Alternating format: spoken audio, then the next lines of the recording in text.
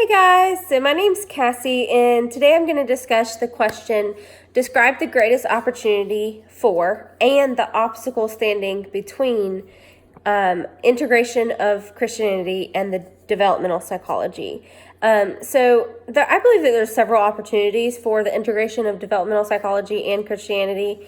One of those is like really understanding how faith is developed, especially in children and teens. I've seen this happen throughout my life, and unfortunately I wasn't one of those children who had a strong faith, but I knew a lot of friends throughout high school and middle school who were and even had been like saved at a very young age, such as 8 or 6.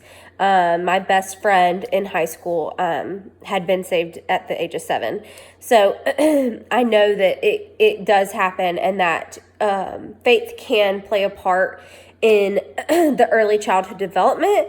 And great question is, well, how exactly do those integrate together?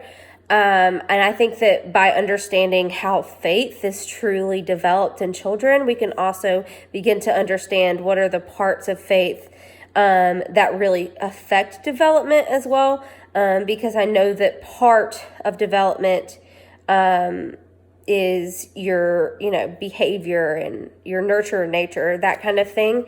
And so when looking at that, you're also looking at, well, okay, what do people believe? And if a child at a very young age is taught to believe through their faith that this is right and this is wrong, then they have a much clearer picture of what God intended life to look like at a very young age. Of course, that the understanding of that is broadened throughout time, but I think that when you understand right and wrong from a biblical perspective at a younger age, then it's able to shape your behavior. It's able to shape your actions. And a great question of another integration factor is, well, how much does faith truly shape who we are when it is presented in childhood or adolescence as well?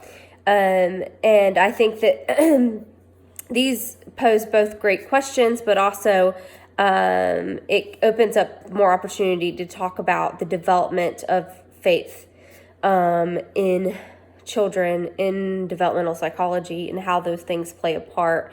I definitely think there's some obstacles as well when facing the integration of Christianity and developmental psychology. Obviously, it becomes a little more murky.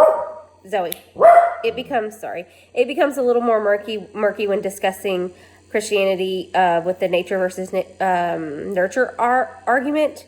And I say that just because how much of our nature is predetermined by God. When you have that Christian belief, you believe that God, created your nature. He created who you are. And so how much of that is predetermined, and how much does nurture play a part in that? Because I truly believe they both have a balance.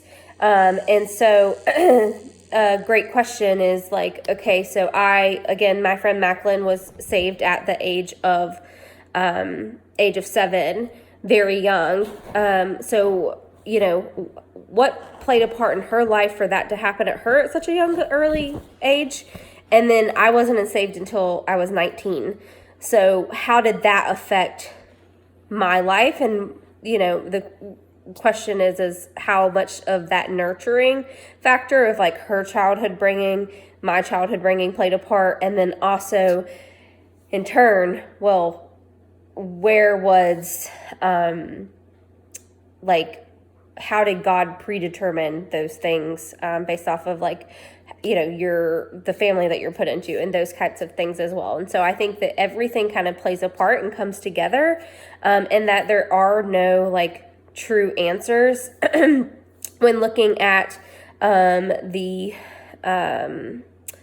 when looking at these things. I think that sometimes we're not going to find an answer for every question that we have, but that's faith in general.